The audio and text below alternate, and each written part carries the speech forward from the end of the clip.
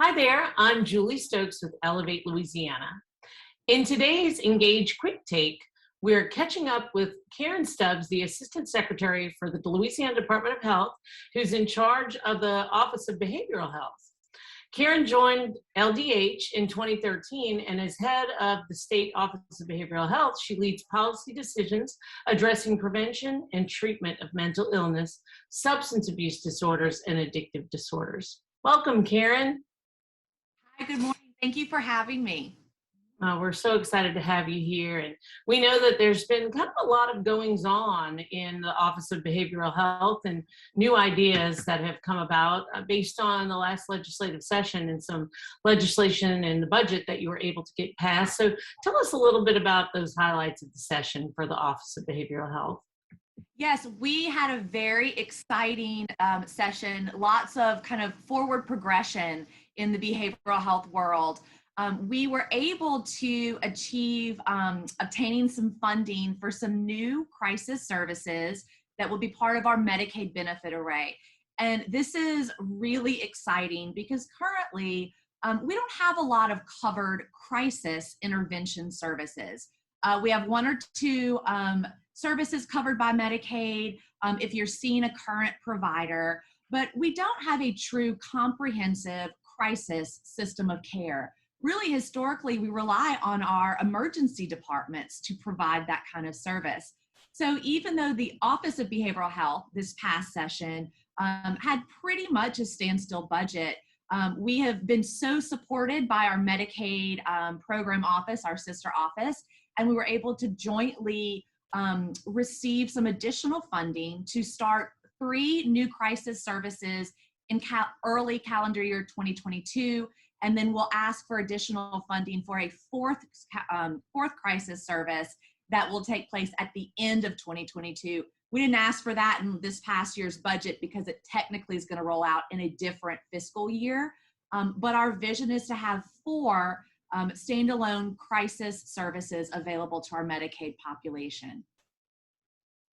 So, when we're talking about a crisis service, how is that different than the services currently offered or obtained in emergency rooms? And, what creates a crisis? What does that look like? And how will this service help people differently than emergency rooms? So a crisis is really self-defined. We're looking at a mental health crisis. It could be a suicidal ideation.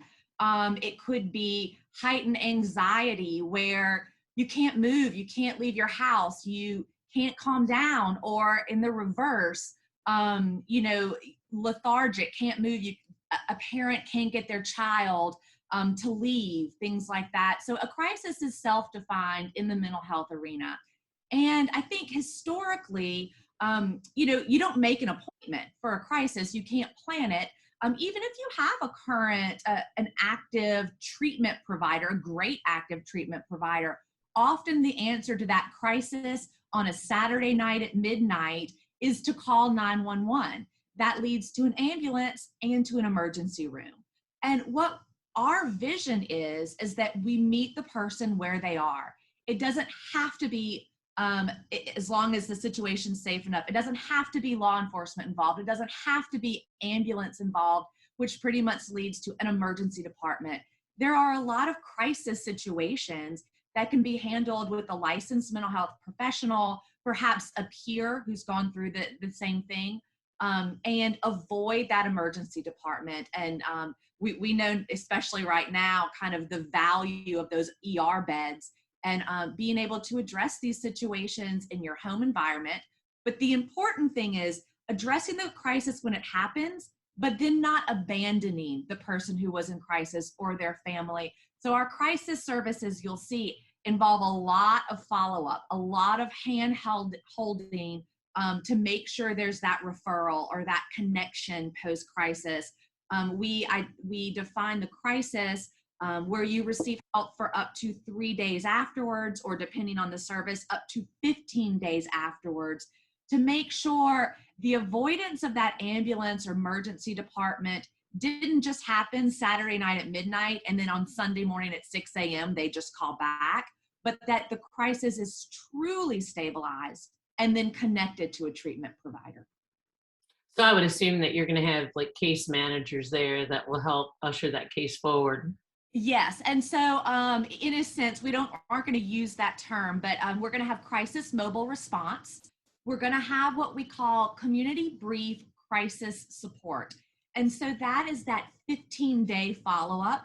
So the crisis mobile unit may respond, and they can be available for up to 3 days if needed, and then they hand off for up to 15 days if needed for that community crisis support personnel to reach out. Maybe they go to the house. Maybe they just say, were you able to make an appointment? Do you have a provider? Do you understand how to connect to your insurance company, your managed care organization, and get an appointment? What are your needs? Do we need to speak with your family? Things like that for up to 15 days. So those are two of the crisis services. And then we're also, and this is very exciting, going to create what we call behavioral health crisis care centers. These are like urgent care centers for behavioral health. And who doesn't go to an urgent care center on Friday evening when you feel like you might be coming down with the flu, or maybe you had an accident on your bicycle and you don't want to go to the ER. I mean, that's become commonplace in society right now. It's something we all take advantage of. It's the same vision, but for behavioral health and crisis. That is particularly exciting because those are just starting to appear nationally. Crisis mobile is pretty widely accepted. There's a lot of models, but those care centers, like urgent care centers, are on the newer end. Those are brick and mortar facilities, and it's just going to be really exciting. You can stay up to 23 hours. So we anticipate the average time, maybe 4 to 6 hours that you're there. You get stabilized, you get connected, but you have the ability, if that crisis is sustaining, to stay there with those caregivers until it truly has resolved. And then once you're released, if that's the case, you also have access to that 15-day crisis support. So again, making sure the crisis is truly resolved and not just temporarily resolved. Interesting. So will the new system require, it seems like maybe a bit of a culture shift? And, if so, what about areas that currently already have crisis services? So absolutely, it is a culture shift. I mean, we are so used to, when you are in crisis, to call 911, to go to the emergency department. And we don't think that that's going to change with the flip of a switch. We do think that that will still be appropriate for certain people, certain crisis.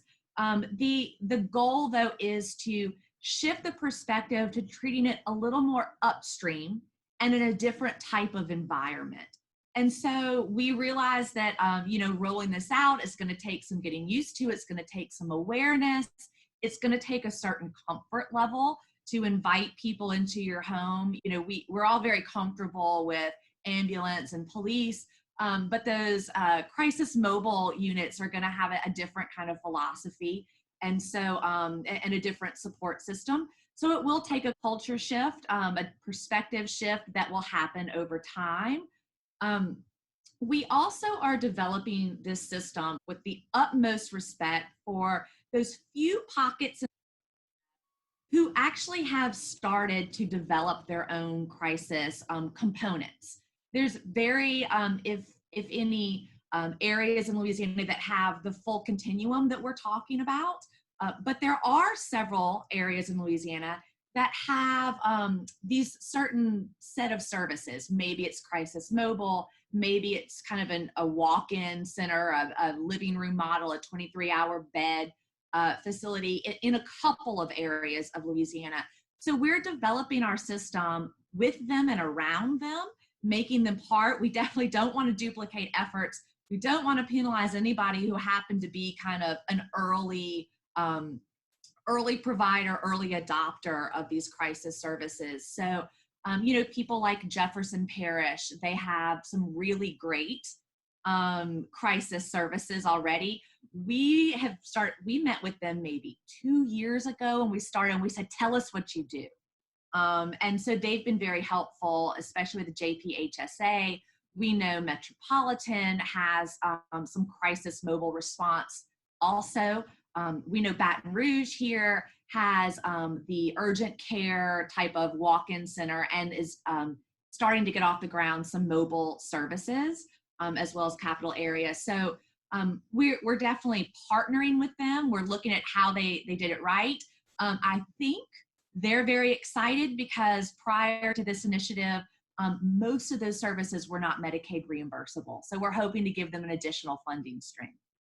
Oh, I know the Jefferson Parish Human Service Authority will be glad. I mean, for that, because it's really tough, to be in that business without reimbursement and, how Right. difficult it is. So one question I wanted to ask, is this only for people on Medicaid? So if you have a crisis and you're in a situation and you don't know where to turn, what do you do if you're not So on Medicaid? Right. So to answer your first question, the initial rollout is for Medicaid adults. But I can tell you we have developed and we've worked on this system rollout for just over 2 years. And we're just going to start seeing the services come to fruition in March of 2022. So that tells you how long it takes to plan. We've worked with national consultants. We've looked at models all over the country, talked to other states and pockets that do this well. It will initially be for Medicaid adults. One of the reasons we're starting with such a focused population is because for the most part, we're building this network and these services from scratch. So we want a very white glove, hands-on approach to developing these providers across the state in a very consistent and quality manner. We do hope at some point in the future to expand that to adolescents as well. And then our overarching vision is that we expand the system once it's developed and stabilized to all payer sources. So the uninsured, the Medicaid, and hopefully commercial or private insurance if we can get those systems to work with us. We're seeing some pockets nationally of some big commercial insurance companies starting to buy in. You see these systems really developed in Medicaid first. And then when people see how they're working, when they see the cost savings, when they see the quality result and the buy-in, it kind of opens their eyes. Absolutely. Well, as Ellevate Louisiana, we actually, one of our positions that we took last legislative session was that we supported that funding because we're really excited about the idea and the model and, just being able to help people where they are. I don't think it's probably one of the biggest things that our society needs at this point because mental health is something real. And, I think we're finally getting to a place in our evolution as a species, I guess, where we're starting to accept that and it's getting mainstreamed and it's not bad to need help anymore, so kudos on what you're doing. We're very excited. If you don't mind, I always like to make sure in an interview I promote some of the resources we have because you're right. We talk a lot about mental illness, which might be a little uncomfortable for people, but what we've discovered especially with COVID and the multiple name storms, is that mental health and taking care of your mental health affects all of us and has really become a more comfortable conversation. And so I want to remind people some free and immediate resources that we have. With COVID, at the beginning of COVID, if we can remember that far back, we developed a hotline 24 hours, 7 days a week. We call it our Keep Calm line to address anxieties, to just talk to people. It's meant to kind of, in a way, prevent that crisis, what we just talked about. Again, it's free and anonymous. And the phone number for our Keep Calm line is 1-866-310-7977. And trained crisis counselors can talk to you. It might be you just want to talk about your day, or it might be that you need some stress management exercises and techniques, or some crisis de-escalation. But I do want to encourage people to have that number on hand. Yeah, well, I think that's great because, I don't think we're not born inherently knowing how to handle all the situations that life deals to you, and I'm a big believer in getting all the help in learning and growing that you can. So thank you for all that you guys do. And I'm excited to see this system roll out and just excited for what it could mean for the future of mental health in Louisiana, because I think it is quite an all-encompassing issue and something that we've battled with as a state for many years now. So, I agree. We're looking forward to kind of the rollout starting in March. We know it's going to be probably a little rocky. It's going to be smaller than we want.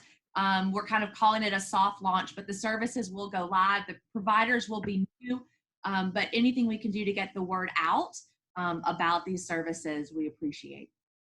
well, we're here for you over here at Ellevate, Louisiana. So, Karen, thank you for being with us today on this quick take. For those of you that are listening, if you're interested in joining Ellevate, seeing more of our videocast or podcast, or in attending our December 14th summit, visit our website at ellevatela.org. That's Ellevate with two L's, ELLEVATE.LA.org. I'm your host, Julie Stokes, and we'll see you next time.